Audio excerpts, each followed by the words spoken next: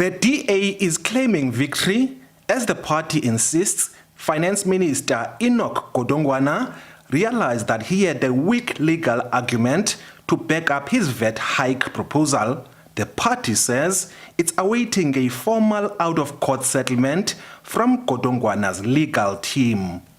So when we hit a brick wall in the political process, then we have to revert to the legal track. And the legal track was very clear and an open goal for us here.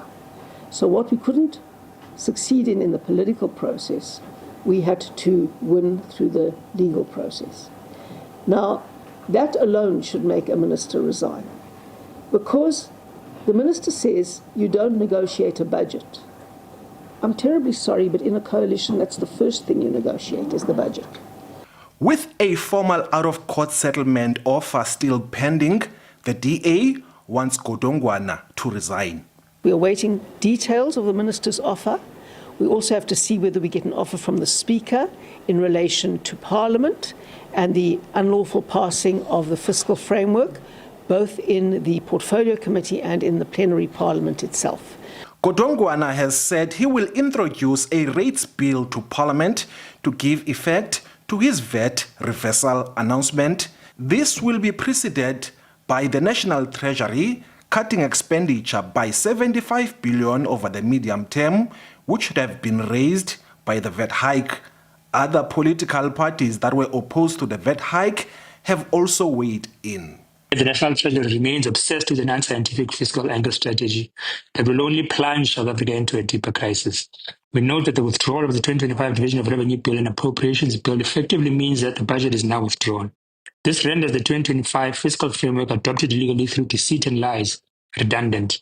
It means that the Minister of Finance has failed to comply with the legal and constitutional obligations governing the budget process. The ACDP is on record for calling for a senior counsel's opinion on what we believe to be a flawed process in the Committee on Finance.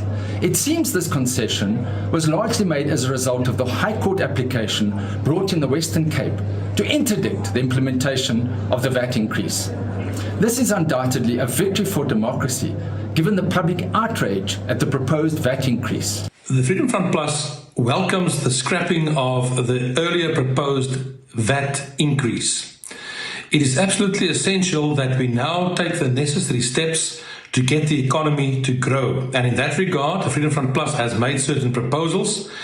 First of all, we need to cut on the expenditure side of the budget, but we also need certain policy amendments in terms of getting away from affirmative action, black economic empowerment. This victory underscores the power of collective action and the importance of listening to the electorate. While as the African Transformation Movement we acknowledge current fiscal constraints, we urge the exploration of alternative strategies to sustain frontline services without imposing hardships on the citizens. The official opposition, the MK Party, insists that a wealth tax must be introduced.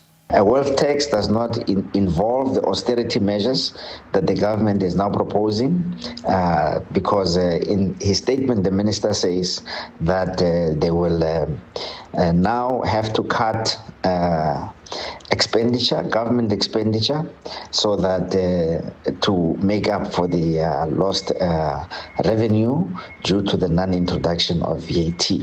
We think that it is not necessary to cut expenditure and resort to austerity measures. Meanwhile, Parliament is still considering its legal options on the DA and EFF legal challenge. Tulelani Philip, SABC News, Parliament.